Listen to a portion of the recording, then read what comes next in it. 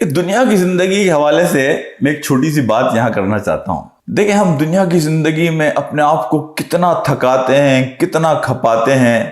مولانا مودودی رحمۃ اللہ علیہ نے ایک جگہ بات لکھی ہے کہ دیکھیں 99 سال کی ہوتی ہے لیز زمین کی، اور اس کے بعد یہ زمین کسی اور کے حوالے ہو جاتی ہے۔ یہ دنیا کب سے قائم ہے؟ یہ زمین اس وقت سے موجود ہے، کبھی کسی کے نام پر ہے، کبھی کسی کے نام پر ہے۔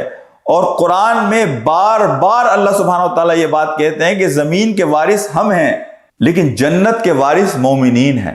تو ہمارا حساب کتاب الٹا ہو گیا۔ ہم اس چیز کی وراثت حاصل کرنے کی کوشش کرتے ہیں کہ جو ہماری نہیں ہے، جو ہماری ایک ٹیمپرری جگہ ہے، ایک عارضی جگہ ہے۔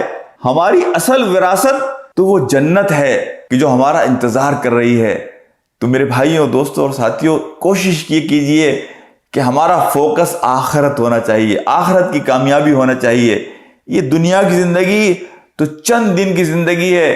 اللہ نے جس وراثت کا ہم سے وعدہ کیا ہے، ہم اس وراثت کی فکر کریں۔ اس وراثت کی جو دنیا کی وراثت ہے، یہ تو ٹیمپرری ہے۔ اور یہاں میں ایک اور بات کہتا ہوں کہ دیکھیں، آپ کا مال آپ کے ساتھ قبر میں نہیں جائے گا، لیکن آپ یہ ضرور کر سکتے ہیں کہ آپ کا مال جب آپ قبر میں پہنچیں تو آپ کا استقبال کرے، آپ کو ویلکم کرے۔ تو میں یہ کہتا ہوں کہ مال کو اگر آپ نے اللہ کے راستے میں استعمال کیا تو یہ مال آپ کا استقبال کرے گا قبر کے اندر، یہ قبر کی روشنی بنے گا۔ یہ آخرت کے دن جب کوئی روشنی نہیں ہو، یہ روشنی بنے گا آپ کے لیے، کہ یہ آپ کے لیے صدقہ جاریہ بنے گا۔